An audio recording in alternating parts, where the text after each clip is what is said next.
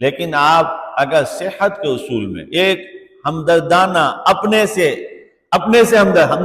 تو لوگوں نے ہمدردی بھول گئے نا، اپنا تو یہ سمجھا یار زندگی 4 دن کی چاندنی ہے، پھر اندھیری رات آپ گزار لو۔ اپنے سے اگر ہمدردی کرے تب بھی اسی نتیجے پر پہنچے گا کہ یار یہ میں ظلم کر رہا ہوں، میں زیادتی کر رہا ہوں۔ اپنے آپ کو کیسے کنٹرول کیا جا سکتا ہے، کیسے روکا جا سکتا ہے؟ شوگر ہو جاتی ہے،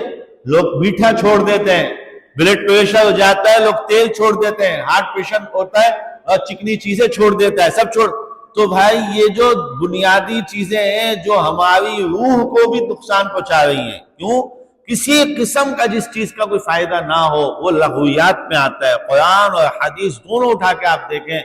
اس سے تمباکو نوشی کی اجازت نہیں ملے گی، لیکن ہمارا ایک بہت بڑا طبقہ لگا ہوا ہے۔ میرے محترم دوستوں اور بزرگوں، میں اس باتوں کو اس لیے عرض کر رہا ہوں کہ اپنے لیے کیا تو بہت سبحان اللہ، بہت اچھا ہو گیا۔ کسی بھی عمر کے حصے میں آ کے اپنے آپ کے ساتھ عہد کیا نہیں کرنا۔ مسلمان کا مطلب کیا ہے؟ مدینہ میں جب شراب کی حرمت آئی تو 1-2 لوگ نہیں تھے، 20 لوگ تھے جن کے ہاتھوں میں گلاس تھے، شراب ہاتھوں میں گلاس تھے پینے کے وقت۔ ایک آدمی نے آگے بولا بھائی حرمت،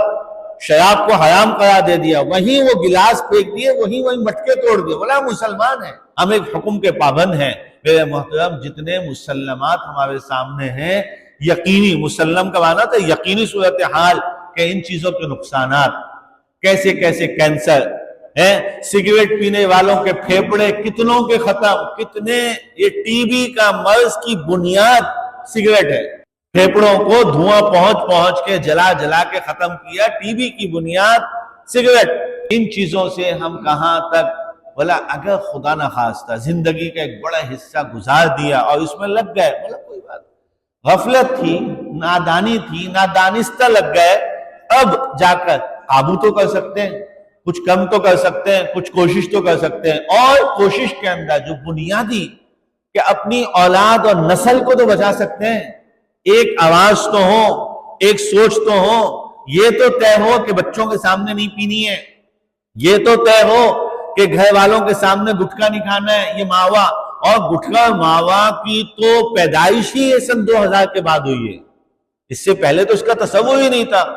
یہ تو ابھی کی پیداوار ہے۔ اور اس کی تحقیقات آپ کسی ایک لیبارٹری میں لے جائیں اور اس کی جا کے معلومات کر لیں کہ اس کے اندر کوئی اچھی چیزیں شامل نہیں ہوتی، اس کے اندر انتہائی نشہ چیزیں شامل ہوتی ہیں، انتہائی خطرناک چیزیں شامل ہوتی ہیں۔ اور میں اس سے بڑھ کر کیا عرض کروں گا کہ میں کہہ رہا ہوں کہ آپ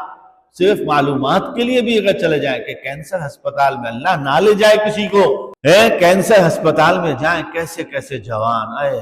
کیسے کیسے خوبصورت جوانیاں وہ کینسر کی نظر ہوئی ہیں گٹکے اور ماوے کی وجہ سے۔